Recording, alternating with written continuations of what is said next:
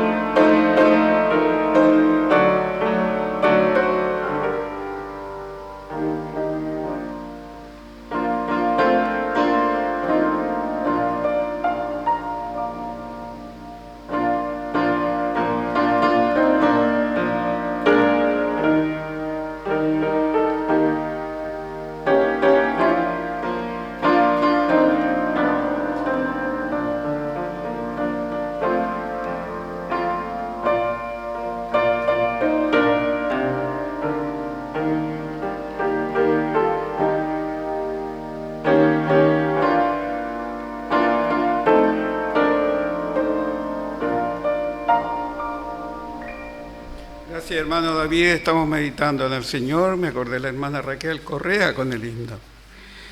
Y sobre todo nos acordamos que Navidad es un tiempo de música y de alabanza y que suban gratos himnos al Señor. Y eso es lo que vamos a entonar ahora, pero primero vamos a invocar a este Dios tan grande, poderoso, que hoy día nos despertó más temprano quizás y nos recordó que hoy es su día. Amén. El día en que Él descansa dentro de nosotros. 6 días trabajó y uno descansó. ¿Y dónde está descansando Dios? ¿En la playa? No cabe, Él es más grande. Está descansando en nosotros. Somos tabernáculo de Dios. ¿Cierto, hermano David? Tabernáculo de Dios. Él habita dentro de nosotros y hoy es su día. Por lo tanto, le damos toda la gloria y grandeza a Jehová Dios. Salmo 146, la invocación. Salmo 146, si prefieren seguirlo, o oírlo, viene la fe por oír la palabra de Dios. Salmo 146. Alaba, oh alma mía, a Jehová. Alabaré a Jehová en mi vida. Cantaré salmos a mi Dios mientras viva. No confiéis en los príncipes, ni el Hijo del Hombre, porque en ellos no hay salvación. Sale su aliento y vuelve a la tierra, y en ese mismo día perecen sus pensamientos.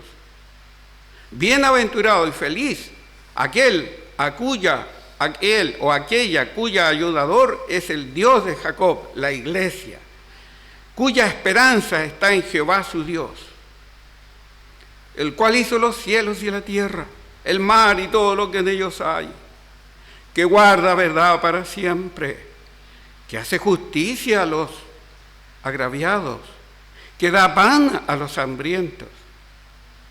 Jehová liberta a los cautivos, Jehová abre los ojos a los ciegos, Jehová levanta a los caídos, Jehová ama a los justos, Jehová guarda a los extranjeros, al huérfano y a la viuda sostiene, y el camino de los impíos trastorna. Reinará Jehová para siempre, tu Dios, oh Sión, de generación en generación. Aleluya. Padre Santo, gracias por abrir mis ojos. Nosotros éramos ciegos a tu misericordia, tu voluntad. Éramos ciegos.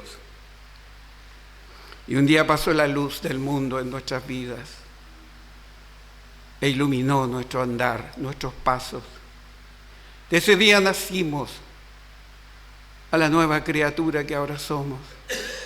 Gracias por abrir nuestros ojos, Señor, y ver la maravilla de su ley, de su palabra. Gracias por este hermoso día, día del Señor en nuestros corazones. Lo dedicamos, Señor, con toda reverencia a su santidad, Jehová Dios de los ejércitos, por Jesucristo su Hijo. Amén. Suenen dulces himnos. Salmos, himno 78, si prefieren seguirlo. ¿Va a salir proyectado? ¿Sí? ¿Cómo está el control? ¿Bien? ¿Sí? Himno 78, ahí estamos. ¿Nos ponemos de pie?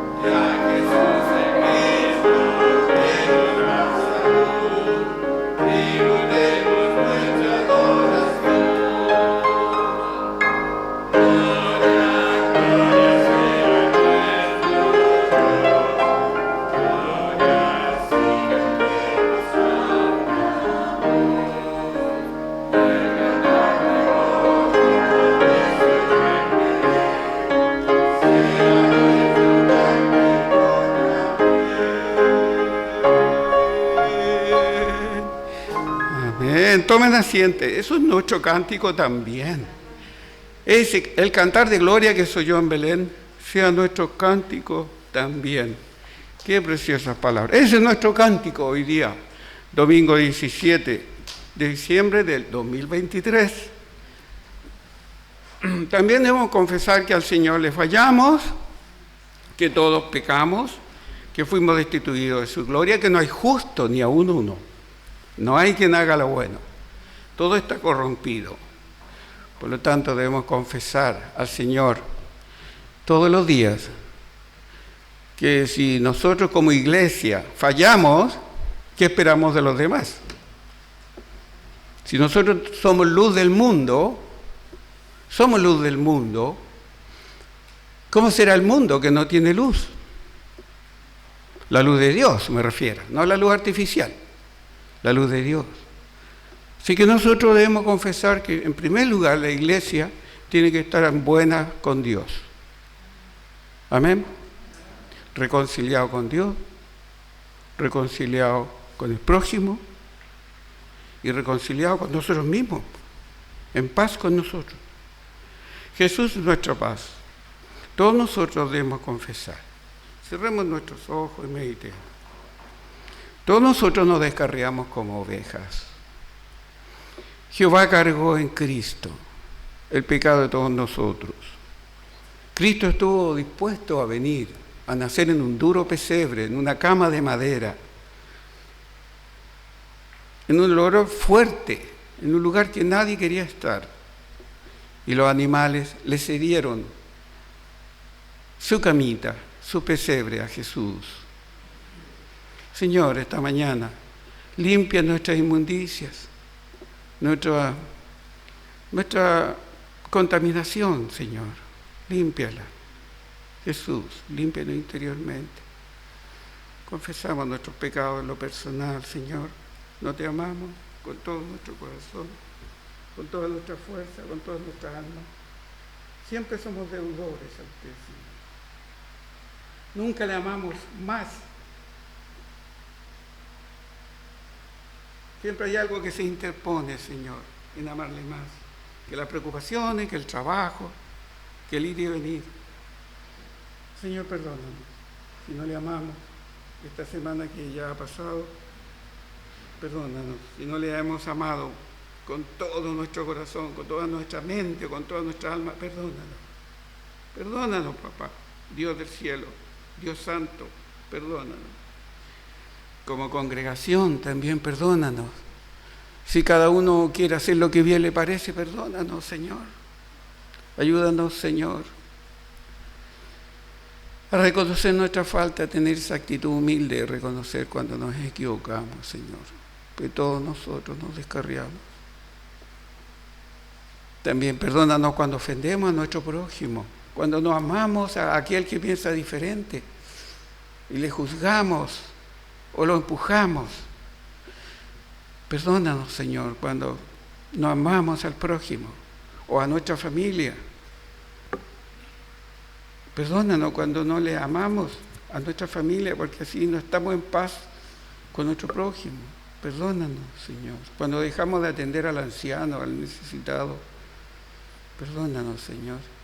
Y perdónanos a nosotros por no cederte el primer lugar en nuestro corazón. Danos paz, Jesús, esta mañana en el nombre de Cristo. Gracias, Señor. Vamos a confesar el credo de los apóstoles en voz alta. Nos ponemos de pie y lo repetimos como nuestro grito de victoria. Pongámonos de pie y decimos el credo de los apóstoles.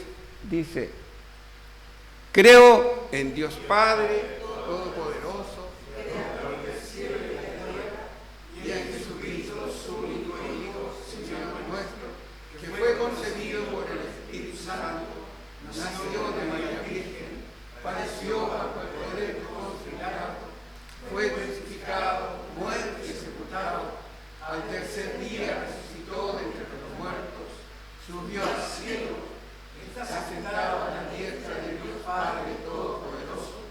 Desde allí vendrá a juzgar a los vivos y a los muertos.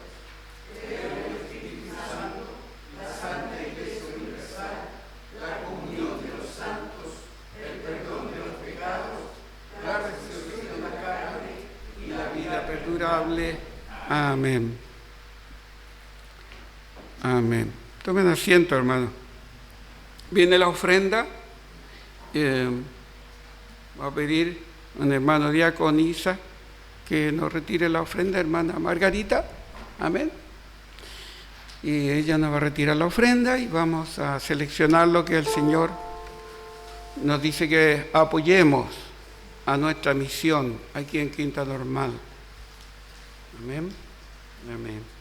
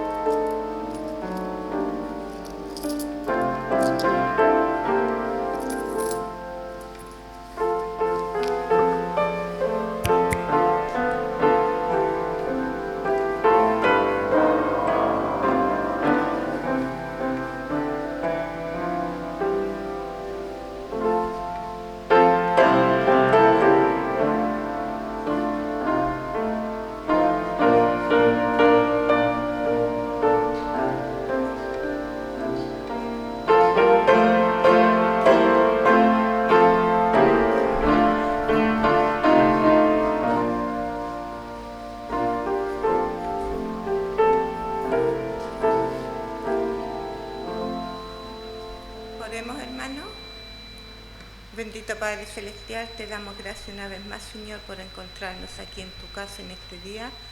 Y también te agradecemos, Señor, por la oportunidad que hemos tenido de ofrendar para dar parte de lo que tú nos das, Señor, a nosotros.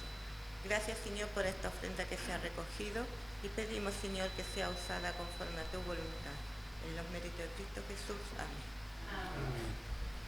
Gracias, hermana Margarita. Y gracias a ustedes por venir. Por si bien es cierto nuestra responsabilidad de estar en la casa del Señor, ustedes dan testimonio de que la iglesia está viva. Está viva la iglesia aquí. Y tendremos la primera lectura de lo que el Señor nos quiere compartir. Ahora el Señor nos va a hablar. Lectura de profeta Isaías, capítulo 9, 1 al 7. Leemos alternadamente. Profeta Isaías, voy a decir a la antigua, página 657, Antiguo Testamento. Profeta mayor Isaías, capítulo 9, 1 al 7. Dice así, leo, alternadamente.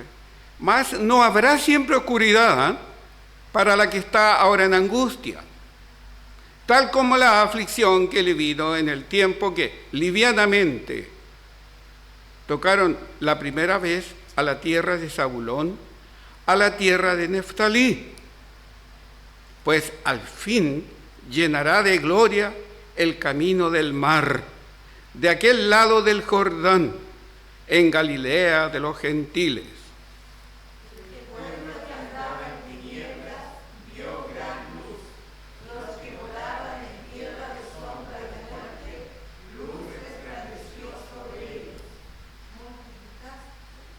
Multiplicaste, leamos, multiplicaste la gente y aumentaste la alegría. Y aumentaste la alegría. Se alegrarán delante de ti, como se alegran en la siega, como se gozan cuando reparten despojos, porque tú quebraste su pesado yugo y la vara de su hombro.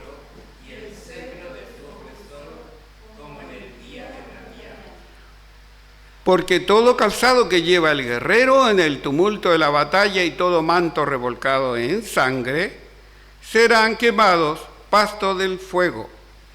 Porque un niño nos es nacido, un hijo nos es dado, y el principado sobre su hombro, y se llamará su nombre admirable, consejero, Dios fuerte. Juntos, lo dilatado de su imperio y la paz no tendrán límite sobre el trono de David y sobre su reino, disponiéndolo y confirmándolo en juicio, en justicia, desde ahora y para siempre. El celo de Jehová de los ejércitos hará esto. Entonaremos el Salmo 19. La ley del Señor es perfecta, que convierte el alma. Salmo 19. Sí.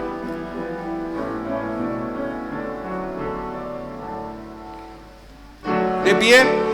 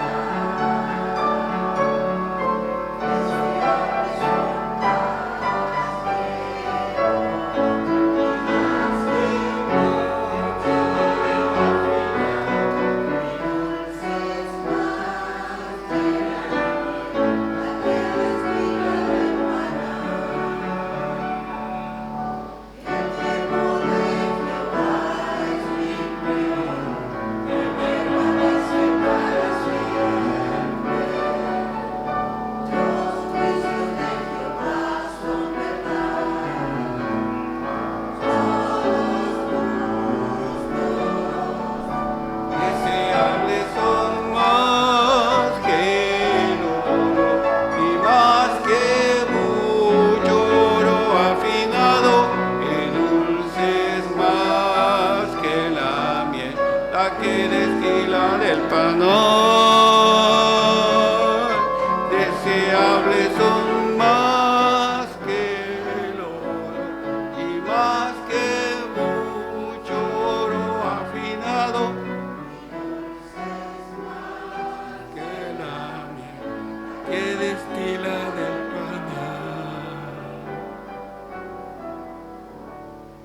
Más deseable, tomen asiento, hermano, que el oro y más dulce que la miel. Algunos no podemos comer miel, pero tenemos, o sea, comemos a lo lejos un poquitito, así, como un remedio. Pero ya desear la palabra del Señor más que la miel. Qué justo Dios con nosotros, pastor, hermanos, qué justo Dios. A que le da poco, le da mucho por otro lado. Y a nosotros nos da la miel, esta ley de Jehová. Rica miel. Amén. Gracias, Señor. Y continuamos con el culto. Ahora tenemos la lectura del esposo de la iglesia, de nuestro Salvador Jesucristo. Y tenemos la palabra en Lucas capítulo 1. Oh, ya pareció que rápido estamos hoy día. Gracias, hermano. Y leemos 1 y 1. Voy a buscar yo en mi Biblia impresa. Y voy a buscar el capítulo 1, es del Lucas 1, 26 y 38. ¿Ya? ¿Leemos? Alternado. 1, 26 y 38. Está bien. Todo dispuesto. Al sexto mes, el ángel Gabriel fue enviado por Dios a una ciudad de Galilea llamada Nazaret.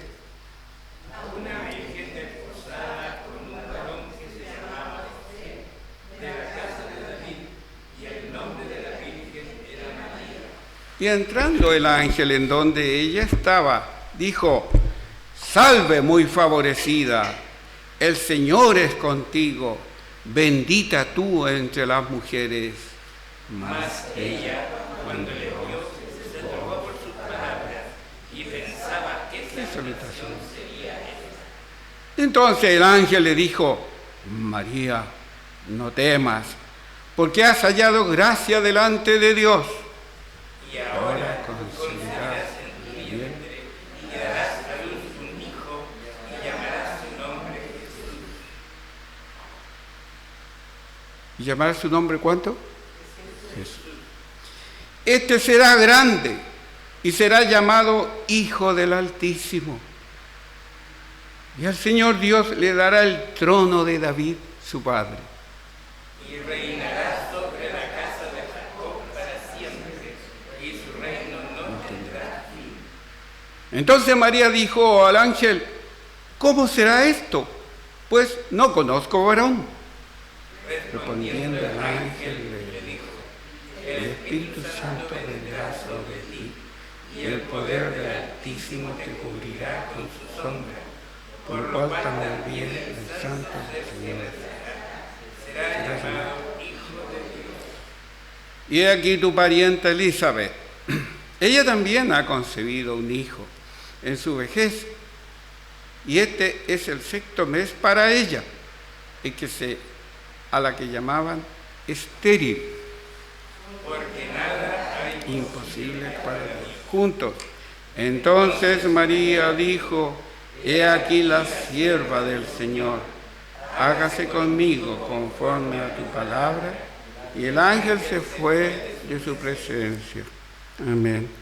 Entonaremos el himno 90, Aldehuela de Belén. Nos ponemos de pie y cantamos con gozo al Señor y nos preparamos para el sermón del pastor Arturo.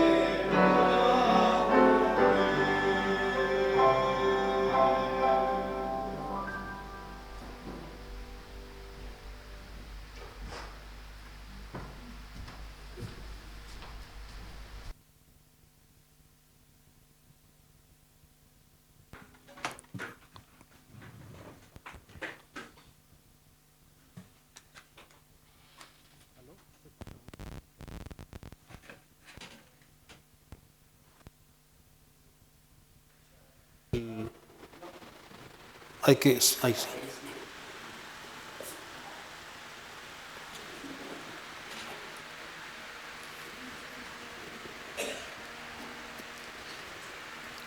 Solamente hacer un alcance de lo que estamos como iglesia,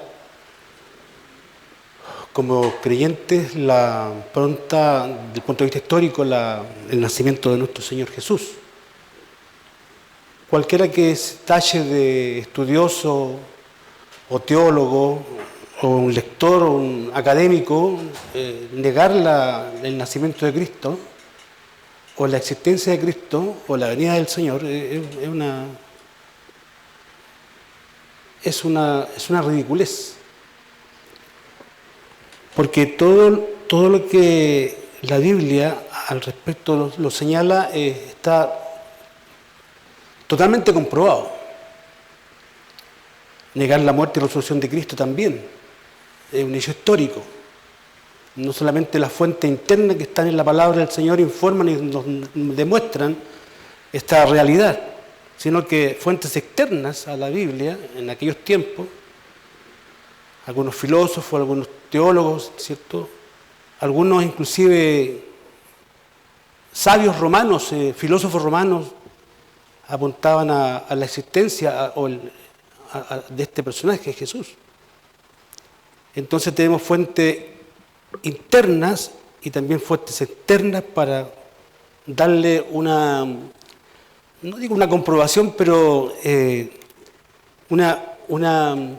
gracias, hermano. Una certeza. ¿Y por qué te digo que esto es importante? Porque esto es importante para la iglesia, porque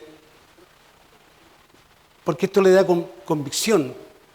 Ya no es el texto que es primordial, sino que es el hecho histórico de la persona de Jesús, tanto su nacimiento, su muerte y su resurrección. Y otra cosa que dije la vez pasada, que lo leí, obviamente no es una originalidad mía, bueno, de tanto estudiar y algunos comentaristas, la Biblia es una fuente, más que algo espiritual, que es algo espiritual, pero la Biblia tenemos que entenderla como que aquí hay fuentes de información. Y tenemos estas fuentes que alguien se puede decir que son muy cercanas. Porque cuando Lucas, ¿cierto? El texto que estábamos leyendo en cuanto a este evento histórico, la resurrección, el nacimiento de Cristo, es una fuente de no más de 30 años desde que el Señor ascendió.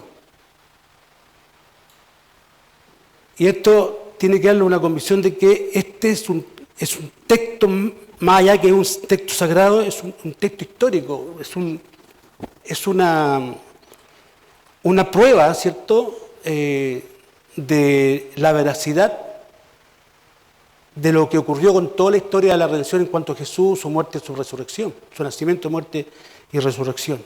Y esto tendría que hacerlo reflexionar, pensar y agradecer también, porque no todos los grandes teólogos, los grandes estudiosos no son cristianos, son estudiosos, son historiadores. Y a través de su disciplina han comprobado, por ejemplo, hay casi más de 5.000 manuscritos del Nuevo Testamento. Han encontrado Evangelio de Juan a mediados del siglo II. A mediados del siglo II. Estamos hablando del 125. O sea, ya tenemos un manuscrito muy temprano, pero demasiado temprano. Hay libros históricos, por ejemplo, la Ilíada de Homero, por ejemplo, el primer manuscrito que se encontró y se tiene evidencia de él, tiene más de 1.500 años. O sea, pasaron más de 1.500 años para que otro escritor, ¿cierto?, reimprimiera lo de Homero. Entonces, esto significa que, y por otro lado, y con esto termino, y solamente quiero hablar de la veracidad de la Biblia, y eso me interesa mucho, que el 99,9%, de acuerdo a todos los estudios que se han hecho de Biblia, pertenece a los originales. El 99,9% de lo que tú lees, tu palabra en la Biblia, es lo mismo que escribió Mateo, Juan, Pedro, Pablo, por ejemplo. Entonces la confiabilidad que la Iglesia ha de tener debería ser monumental. Debería ser, no deberíamos dejarnos de asombrarnos. Por eso espiritualmente decimos que esta es la palabra de Dios. Pero también aquí hay un registro histórico que evidencia justamente que algo ocurrió en la escena mundial en el año 1, por ejemplo. Y también quiero decir, porque mi sermón de esta mañana no va a ser de la Navidad, todavía no, pero quería decir algo en realidad de la Navidad que no me deja de sorprender. Por ejemplo, también había pensado, pero hoy día el hermano habló del profeta Isaías.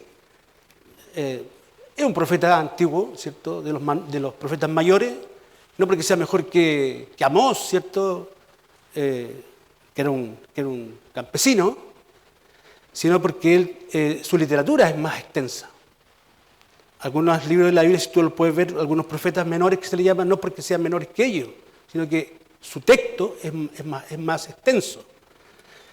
Entonces dice, por ejemplo, Isaías capítulo 9, dice, porque un niño nos es nacido, hijo nos es dado, y el principado sobre su hombro. Y aquí Isaías está hablando de una profecía venidera, una promesa venidera, que tuvo su cumplimiento 700 años después.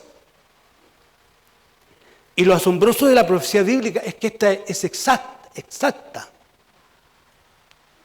Aquí no hay como Nostradamus, que siempre se habla de Nostradamus y se coloca ahí sus profecías, ¿cierto? Sus cuartetas, creo que se le llama, pero también ha fallado. Hay videntes norteamericanos, ciertos famosos, que también fallaron. Pero cuando un profeta de Dios habla, es exacto. Isaías, Jeremías y todos los libros del Antiguo Testamento, todos los profetas hablaron de Jesús, de su venida. Y cada profecía que se comunicó y que se anunció a la perfección, como anillo al dedo.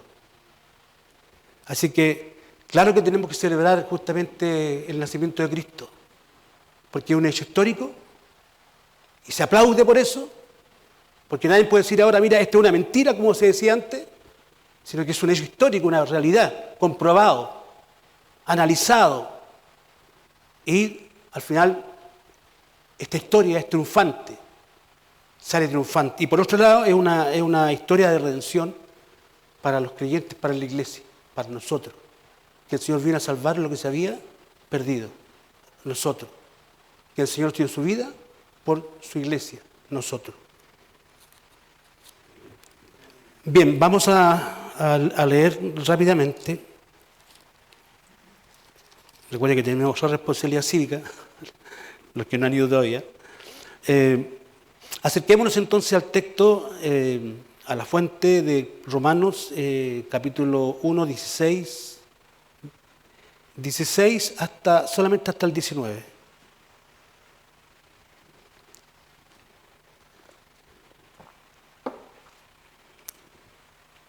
Romanos 1, 16 al 19.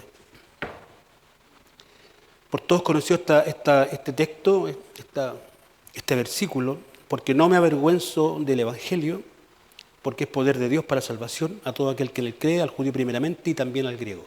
Porque en el Evangelio la justicia de Dios se revela por fe y para fe, como está escrito, más el justo por la fe vivirá. Porque la ira de Dios se revela desde el cielo contra toda impiedad e injusticia de los hombres que tienen con injusticia la verdad.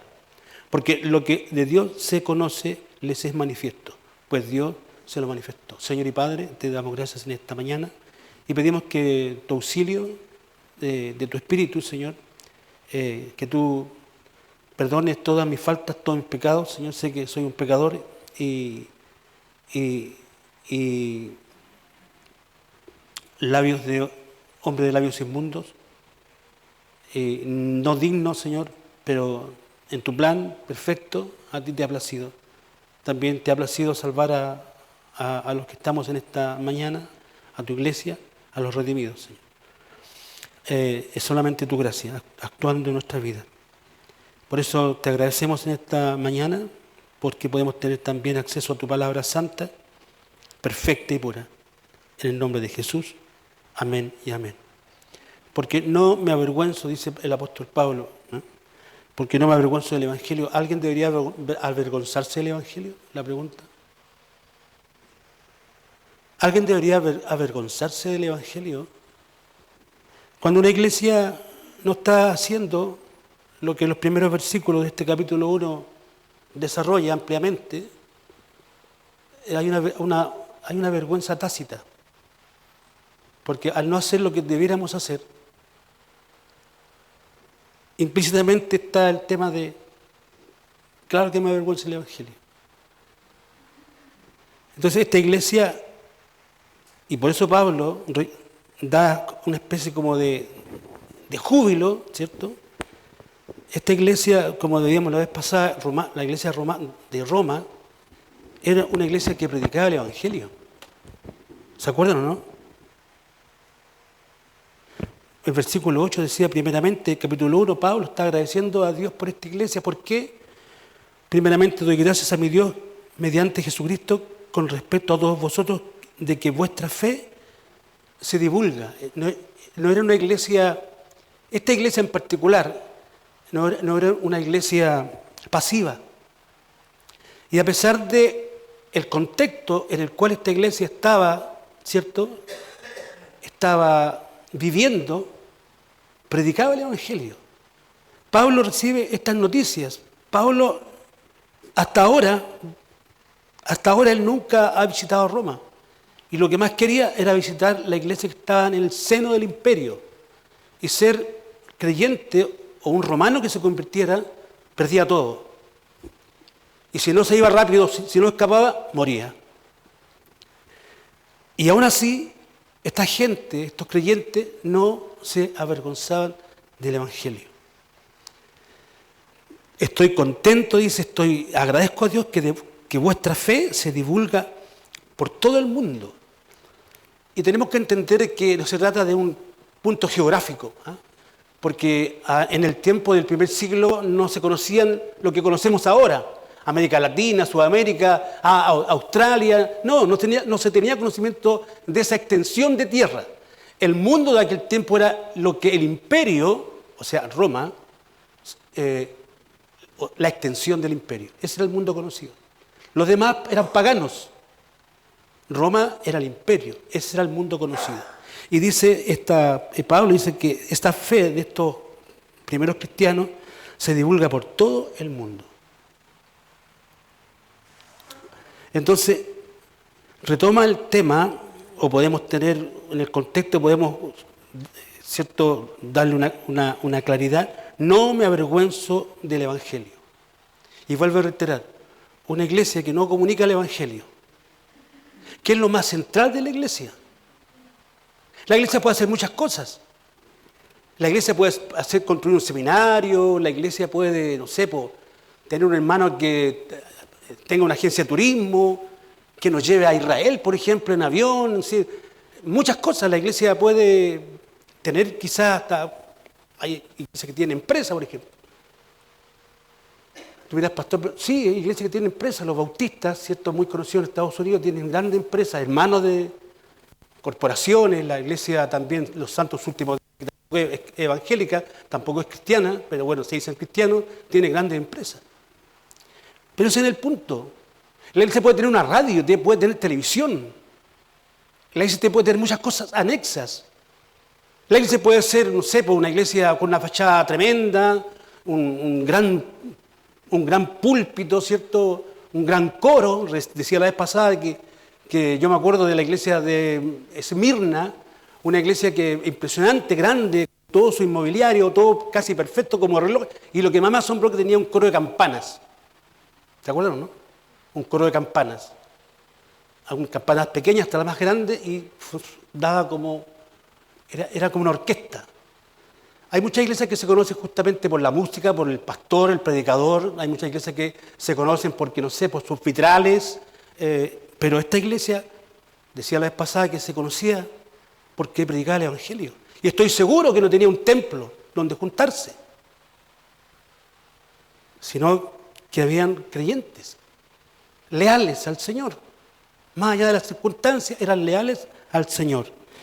Y por eso Pablo, el escritor que vive una experiencia similar a los cristianos, por eso dice Pablo que como somos coherederos con Cristo en la fe, somos militantes juntamente a Pablo en la fe.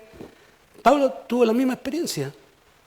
Pablo también fue perseguido, muchas tragedias en su vida. A una vez casi lo encontraron medio muerto, pensando que estaba muerto, lo picó una serpiente, una víbora, encarcelado, golpeado, en fin. Todas las peripecias que tú te puedas imaginar, las tuvo Pablo. Pero él podía decir, no me avergüenzo del Evangelio. Alguien puede decir, esta persona está, o tiene un problema mental, o es un fanático religioso. Pero hay que vivir la experiencia de la fe cristiana. Hay que vivir la experiencia de la conversión. Eso es una cuestión que te marca, inevitablemente te marca. Si tú no tienes esa experiencia, vas a estar 1 año, 2 años, 3 años en la iglesia y ¡pum!, te zafaste de la iglesia. Si tú no tienes esa experiencia, la vida cristiana va a ser monótona, ¿cierto? Y tendiente a trivializar el Evangelio. Cuando digo trivializar el Evangelio, restar la importancia. Si le resta importancia al Evangelio, a la palabra, le resta importancia. Tenla por seguro que le va a restar importancia a la iglesia. Pero Pablo tuvo una conversión, ¿te acuerdan, no? Que dice el capítulo versículo 1, Pablo, siervo de Jesucristo. Pasó a ser un perseguidor a ser perseguido. ¿Por qué? ¿Te acuerdas cuando Jesús le dice, Señor, Pablo, ¿por qué me persigues? Cuando se encontró en el camino hacia Damasco, ese encuentro que tuvo marcó la vida definitivamente de este hombre de Dios y llegó a ser uno de los grandes hombres más importantes del Nuevo Testamento. El pensamiento de Pablo ha afectado a la iglesia, ¿cierto?, a través de la historia, y a través de este gran hombre podemos justamente entender, es como desmadejar, ¿cierto?, el Evangelio. ¿Qué es lo que es el Evangelio? No me avergüenzo del Evangelio. Entonces, punto 1, no deberíamos y no debemos avergonzarlo del Evangelio. No. Y tenemos que ser como esta iglesia de Roma, una iglesia que hable el Evangelio, que predique la palabra. Y justamente este año, que ya se encamina galopantemente, la idea de la iglesia nuestra es predicar el Evangelio. Salir de las 4 paredes. Y con esto digo que uno no tiene que ir a ultramar o a otro continente para predicar el Evangelio. Aquí mismo, en este pasaje, hay cientos de personas con cientos de problemas, cientos de dificultades, que necesitan ayuda. Y no es solamente una ayuda económica, es una ayuda espiritual. Porque más que reformar tu situación económica, el Evangelio no busca eso. El Evangelio busca reformar el corazón, el alma del hombre perdido. Entonces por eso Pablo dice, no me avergüenzo del Evangelio porque es poder de Dios. Es un poder de Dios. Dynamite, alguien dijo, dinamita, es un poder de Dios. Pero no es como el poder de Grayskull, me acuerdo que ese mono animado que... Grayskull, los poderes que aparecen en los superhéroes, no es ese poder. Ese poder no sirve para transformar al hombre. El pecado central del hombre es que está apartado de la gloria de Dios. ¿Por qué? Porque es un pecador. Porque es un hombre que no busca a Dios. Entonces, en la fibra más íntima del corazón hay un mal indeleble en cada uno de los hombres y mujeres del género humano. Y solamente puede ser solucionado por el Evangelio. Amén. Solamente el hombre puede ser restaurado a través de la experiencia con Cristo. Entonces, por esa razón, el Evangelio o la evangelización ha de ser la tarea más fundamental de la Iglesia. La gran comisión, para muchos pueblos de Dios. Ayer veíamos unas fotos que mandó el hermano Jorge, de donde estaba presentando a Cristo. Él tiene un trabajo muy bonito, porque básicamente él se centra en la predicación del Evangelio. Y hace falta esta actividad, pero el eje central es presentar a Cristo. Bueno, esa es la tarea que tenemos que hacer. Y no solamente el pastor es responsable, todos somos responsables de la tarea de la evangelización. ¿Por qué? Porque es un poder transformador. Es un poder transformador.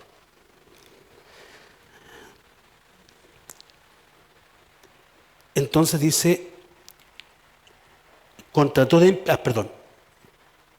es poder de Dios para salvación a todo aquel que cree, al judío primeramente y también al griego. El anhelo de Pablo era que su pueblo, porque ya Pablo había entendido que habían rechazado al Mesías, ¿cierto? Y para Pablo Jesús fue el Mesías, pero lo habían rechazado.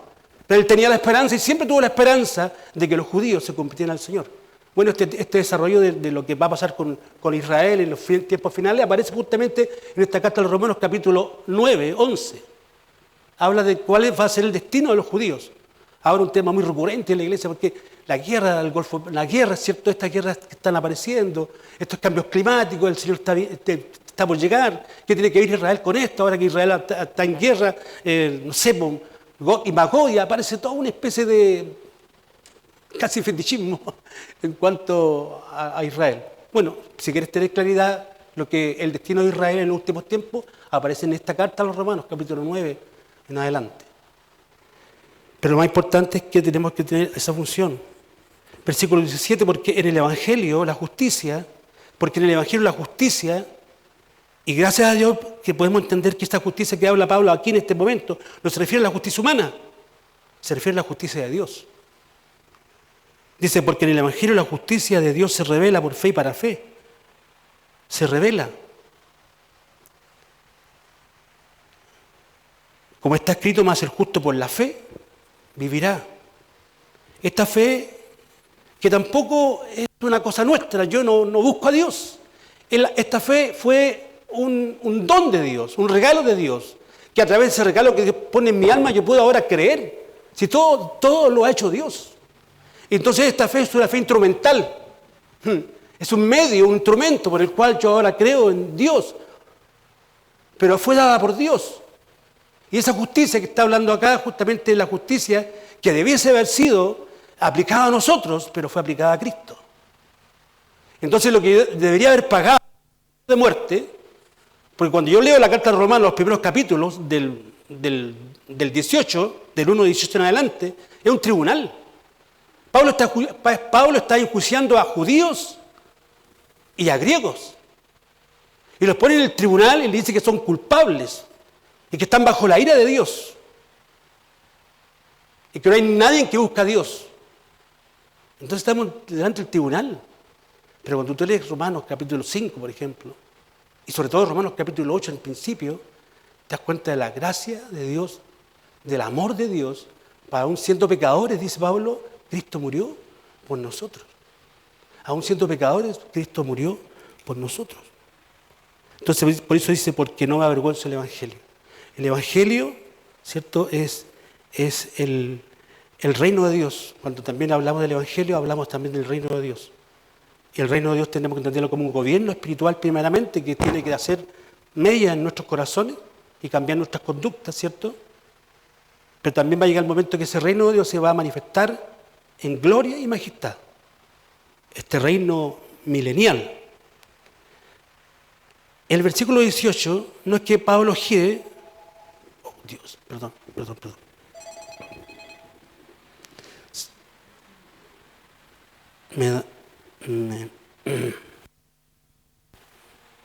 No sé cómo se apaga esto. ¿Alguien me lo puede? Por favor. Entonces en el versículo 18 rápidamente no es que Pablo haga un giro en su, sino que está justamente diciendo por qué no me avergüenzo del Evangelio, por qué el Evangelio es tan especial y tan importante. Porque en el versículo 18, que solamente voy a ver 2 versículos, pero se extiende hasta el versículo 32, ahí se encuentra la realidad y la condición del hombre. Es como que aquí está el médico haciendo un diagnóstico, el médico celestial haciendo un diagnóstico de la condición del hombre. Y entonces arranca el versículo 18, porque la ira de Dios se revela desde el cielo contra toda impiedad e injusticia de los hombres que detienen con injusticia la verdad. Este es un tema no popular, en muchas iglesias. Hay que decirlo. No es popular. ¿Sabes por qué no es popular? Porque nos llama a masa. No nos llama a gente. O sea, aquí Pablo está declarando un Dios airado, un Dios enojado. ¿Acaso Dios no es un Dios de amor? ¿Acaso la Biblia no dice que uno de sus atributos es el amor por excelencia? Y aquí aparece el tema de la ira de Dios. Y indudablemente este tema, muchos predicadores no tratan de plantearlo, buscan otras materias, pero uno tiene que predicar todo el consejo de Dios. Y cuando tú estás haciendo una predicación o una serie de predicaciones de un libro en particular de la Biblia, tú no puedes saltarte un capítulo o un versículo porque le va a caer mal a la gente. Entonces digo que este tema no es popular. Y estoy seguro que cuando tú vas y sacas una hojita o un papelillo de un pan de vida, no te vas a encontrarte con esta frase: la ira de Dios está sobre todo impiedad de los hombres. No, eso no vende. No vende. Pero está aquí. ¿Acaso tengo que borrarlo? ¿Acaso tenemos que arrancar la hoja? No. Está por una causa, porque este libro de Romanos nos dice quién es realmente el hombre, que no hay una autosalvación, que no es una cuestión de méritos llegar a Dios, no tenemos ningún mérito. El único que tuvo todos los méritos fue Jesucristo. Por esa razón es el único que puede ser, que puede por nosotros. El único intercesor entre Dios y los hombres, ¿quién es? ¿María? Jesús. Entonces, pero este tema de la ira de Dios, considero de esta manera, un expositor también, William Barclay, no sé si lo han buscado o lo han leído, o Sproul también, otro comentarista tremendo. Yo me he valido de mucho, tengo que estudiar la palabra, me he valido de muchos comentaristas, sobre todo reformados, que es nuestra idea. Pero alguien me gustó mucho cuando comenta de que este paño oscuro, esta declaración que aparece en el 18 hasta el 32, este paño oscuro y sucio, que es la condición de Pablo, o sea, de Dios, o sea, de Cristo, del hombre, es como cuando tú vas a una joyería a comprarle una joya a tu amada, o quieres comprar algo precioso. Tenía un hermano allá en los Andes que era joyero, Walter, todavía vende joyas. Y una vez entré a su taller, porque me quedaba a dormir allá cuando me quedaba en los Andes, bueno, ustedes lo conocen a los hermanos Mazuela, y tenía su pequeño taller de joyería, y me mostraba lo que era así, los metales, la plata, había hasta oro, y habían estas telas negras, ¿cierto? Y donde tú vas a una joyería te encuentras con esas telares, ¿cierto? ¿Y cuál es la razón? Que el Evangelio, ya, en medio de la oscuridad y de las tinieblas del hombre. Es como el oro, esa joya que tú le vas a comprar a tu señora, porque quiero, que brilla, ese lo quiero en medio del paño oscuro. Entonces la analogía aquí es que esta ira de Dios, este deseo de Pablo expresar todo, no alguna cosa, no algo que le agrade a los oídos, para algunos, sino que todo el consejo de Dios lo coloca aquí. Porque la ira de Dios se revela del cielo contra todo hombre que detiene con injusticia la verdad. El Evangelio, el que Pablo no se avergonzaba, justamente era como eso, una luz que brilla en las tinieblas. Y nosotros, como esta iglesia de Romanos, tenemos el deber de anunciar este Evangelio a todo hombre en todo tiempo. La Biblia dice que tenemos que predicar el Evangelio en todo tiempo, ¿o no? ¿Cómo podemos interpretar eso, hermano? A tiempo y fuera de tiempo, dice Pablo. ¿Cómo podemos interpretar eso? Siempre. No hay otra interpretación. Tenemos que predicar el Evangelio siempre, porque es la única manera como el hombre va a cambiar. Vivimos tiempos peligrosos, tiempos finales. Creemos que el Señor viene a paso agigantado, galopante, pero entre tanto la iglesia tiene que seguir trabajando. La iglesia tiene que seguir trabajando. Porque lo que de Dios se conoce, les es manifiesto, pues Dios se lo manifestó. Y aquí después Pablo empieza a desarrollar el tema de la creación, al igual que el Salmo 119. Salmo 19 habla de la creación. La ley de Jehová es perfecta, que convierte el alma, ¿cierto? Pero antes, ¿qué dice el Salmo? Que los cielos cuentan la gloria y anuncia el firmamento de sus manos, ¿cierto? Entonces Pablo está desarrollando algo similar aquí, que a pesar de la evidencia de la creación, el hombre no cree. El hombre se sigue rebelando y sigue haciendo lo malo delante de los ojos de Dios. Y es más, en este mismo capítulo dice que algunos se complacen inclusive con ver todos estos hechos y estas acciones del hombre.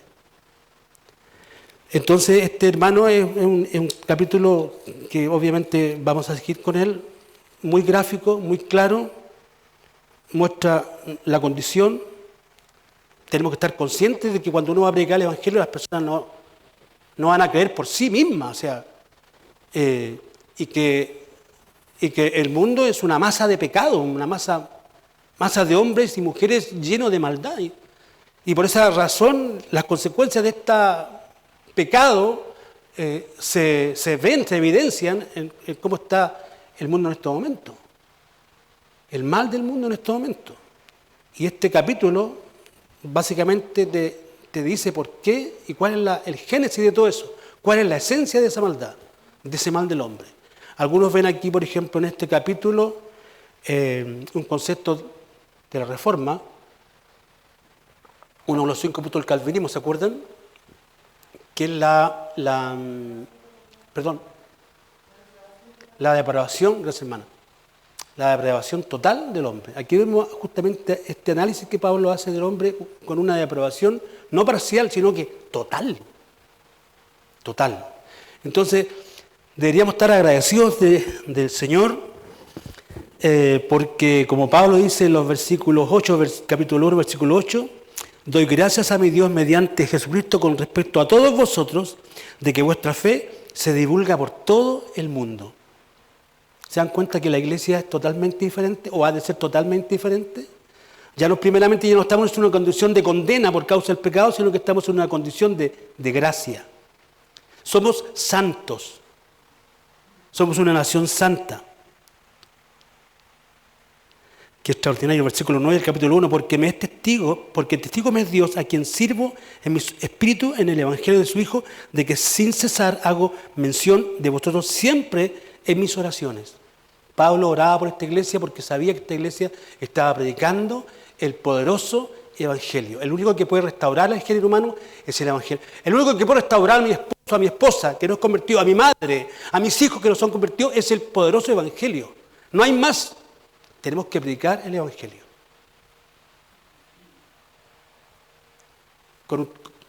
Sobre todo, y aquí muchas veces nos caemos todos, con nuestro testimonio. ¿O no? Y ese es más difícil. Porque estamos luchando con la carne. Estamos luchando con... Hay vestigios de pecado aún en nosotros, hermanos queridos. Es como cuando uno va, abre la olla, ¿cierto? Y encuentra todavía algunos de fideos, por ejemplo. Sobre todo cuando llega de noche con hambre. Ahí, al final de la olla, todavía queda. Todavía queda. Al final de nuestra vida, todavía queda, terrible, hermano, todavía quedan vestigios de pecado. Pero ¿saben cuál es la diferencia? Somos pecadores que hemos sido redimidos. La palabra redención significa comprar. Es una transacción comercial. En el mundo griego, esa palabra se usaba cuando en el comercio. Yo te compro los esclavos. ¿Cuánto vale? Ahí está. Compro un esclavo. Y esa palabra pasó al Evangelio. Entonces, cuando se entiende que a través de Cristo Dios compró nuestra vida. Oremos. Señor, te damos gracias por este tremendo evangelio. Este tremendo evangelio que no solamente es un concepto del Nuevo Testamento, sino que es una palabra que se usaba ya en la antigüedad. Este evangelio que a través de la luz de los profetas, Señor, tomó forma en la persona de Jesucristo. Te damos gracias por ello. Porque tu palabra, Señor, se cumple, Señor. Y esa ha de ser una confianza en nuestras vidas, que lo que estamos viviendo como iglesia y lo que estamos viviendo en medio de este mundo, hay un plan y hay un propósito, Señor. Hay un diseño detrás de todo esto. Y el plan y el propósito es que estemos contigo para siempre el día de mañana, Señor. Entre tanto, prepáranos para toda buena obra. Que podamos ser luz como estos hombres y mujeres del primer siglo que en medio de las tinieblas, de la atrocidad, de la mortandad, de la muerte, de la injusticia, la iglesia siguió propagando el evangelio. Danos el espíritu de Pablo, misionero, pasión, deseo de servirte. Bendice la iglesia. En el nombre de Jesús, amén y amén.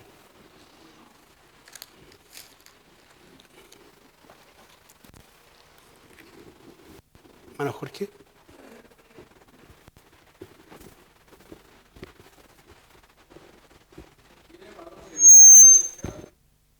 Iglesia, aló. Bien, hermanos y hermanas, nuevamente, gracias por venir, porque hoy día estamos demostrando que la iglesia está viva y el sacrificio de Cristo es perenne hasta el día de hoy. Por eso vamos a entonar el himno tradicional 192 de vuestros himnarios.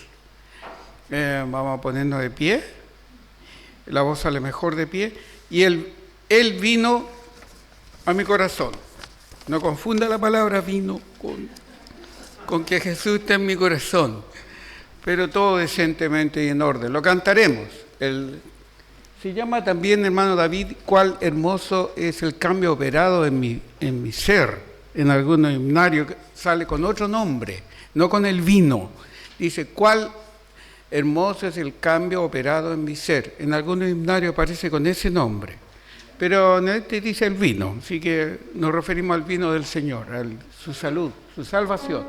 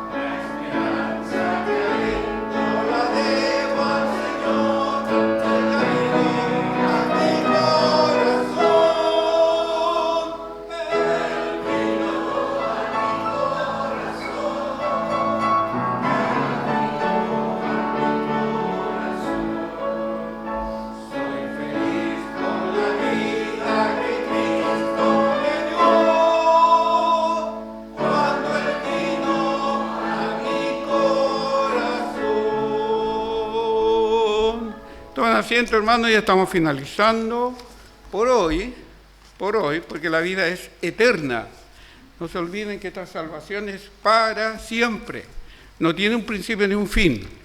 Los seres humanos sí tenemos un principio y un fin, un cronos, que se llama. Pero el tiempo de Dios es el tiempo kairos, es eterno. Dicho eso, Doxología 1, bendición. ¿Algunos avisos, hermano Antonio? El pastor va a ser vocero santo de los avisos, ¿sí? Y la bendición, y entonamos después la Doxología 1, y el vino de nuestros corazones. Amén. Felices pastores, feliz pastor de estar en la casa del Señor. Sí, claro. Vamos entonces a hacer la oración final. Aviso, por ejemplo, que los días jueves tenemos reunión. Así que vamos a hacer queremos hacer una estrategia, porque venir aquí los días jueves, no solamente venimos a orar, estamos orando, pero queremos salir, para que estén orando también por ese trabajo que queremos realizar con Antonio. ¿Sí? Tenemos algo siempre nos ha motivado con Antonio de la evangelización, de que nos conocimos. Trabajábamos en la iglesia, así éramos laicos solamente hace 30 y tantos años atrás, no teníamos pastor y trabajábamos en la iglesia y teníamos una obra. No había pastor, no había presbítero, no había nada. Y otra cosa que nos apasiona es la oración. Me acuerdo que con Antonio íbamos a un cerro, ¿se acuerdan, no? Independencia, que ahora ese cerro no existe, lo botaron porque era de cal, había un mineral ahí, sé que ese cerro fue destruido. Pero subíamos, me acuerdo que acostumbrábamos a ir, lo íbamos a las 10 de la mañana, de la noche, y nos volvíamos a las 6, 7 de la mañana, a orar. Entonces uno decía, ¿cuál es el propósito? ¿Y cuál es la idea de venir a orar? Y ahora después del tiempo uno se da cuenta que Dios nos estaba llamando y nos estaba preparando para el futuro ministerio. Las cosas del Señor no son al azar. Él provoca una preparación paulatina en el tiempo. Así que, bueno, en la oración del día jueves vamos a hacer un cambio, y también quiero reiterar a la iglesia de que, como decía la vez pasada, si hay alguien que quisiera que le visitésemos, ¿cierto? O no solamente el día jueves, sino que el pastor también, o el presbítero, o cualquier presbítero, háganlo comunicar por justamente, hermano. No solo que quiera personas de la iglesia, que lo visitemos, que sería muy importante, sino que se conocen a personas. Sí, pues. Claro. Más técnicamente podría haber venido tú. Lo tienes más claro. Bien, eso, entonces los días domingo, el próximo domingo, el culto, sí, para mí de Navidad, el día, ¿cierto? Que históricamente la iglesia lo considera, a pesar de que hay 4 años de diferencia, pero ese ya no es el tema, es celebrar justamente la Navidad, el nacimiento de Cristo. Y vamos a hacer un sermón de la Navidad, tengo preparando material para ello. Va a haber también algo menor, algo...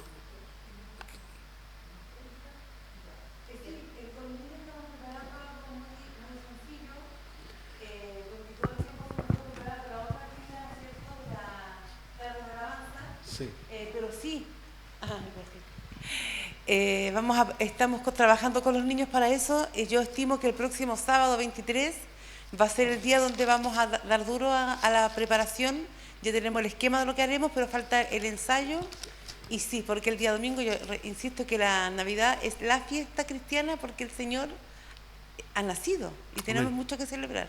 Para que invitemos a nuestros familiares, amigos. Todo el día del sábado, ¿no? ¿O gran parte del día del sábado? Ahí nos vamos a coordinar internamente con los que tenemos que hacer el trabajo y con los niños, pero la iglesia que venga, no vengamos solo ese día, pues traigamos a alguien, invitemos a algún vecino, a un amigo o a la familia. Bueno, yo tengo invitado a Mari, la vecina, y va a traer a otras 2 vecinas más que estuvieron la vez pasada con nosotros. Así que preparémonos para este próximo domingo, que es un domingo de fiesta para la iglesia, ¿cierto? Por el nacimiento de Cristo, el evento histórico más importante de la historia de la creación. Bien, vamos a orar, vamos a tomar el texto para luego orar y pedir la bendición del Señor. Jehová te bendiga y te guarde. Jehová haga resplandecer su rostro sobre ti y tenga de ti misericordia. Jehová alce sobre ti su rostro y ponga en ti paz. Señor y Padre, te damos gracias por tu bendición sobre nuestras vidas, Señor, que eso es algo tremendamente significativo e importante. Gracias, Señor, porque no estamos solos en este universo creado, sino que tú estás con nosotros, Señor. Gracias por tu providencia en favor nuestro, gracias por tu palabra que nos habla de ti para poder tener una clara conocimiento tuyo, Señor. Gracias porque tú nos llamaste y para formar parte de esta iglesia, básicamente esta iglesia local, permite que en esta iglesia, Señor, podamos desarrollar la obra en integridad. Perdona todas nuestras faltas, Señor, y todos nuestros pecados. Tus misericordias son nuevas cada día. Solamente te pedimos que podamos colocar toda aplicación a la verdad del Evangelio y reiterar, Señor, en esta oración tuya, que podamos, Señor, ser luz. Bendice a las familias aquí representadas, a los hermanos que con corazón sincero y honesto han asistido en este día. Bendice tu iglesia, en el nombre de Jesús. Amén y amén.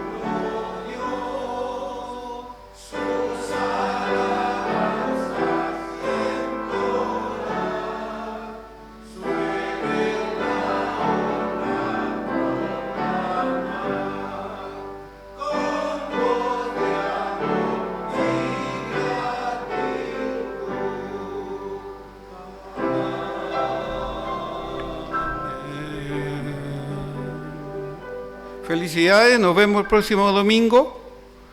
Hermana Eva, ¿hay ensayo el próximo sábado? El sábado de la escuela dominical.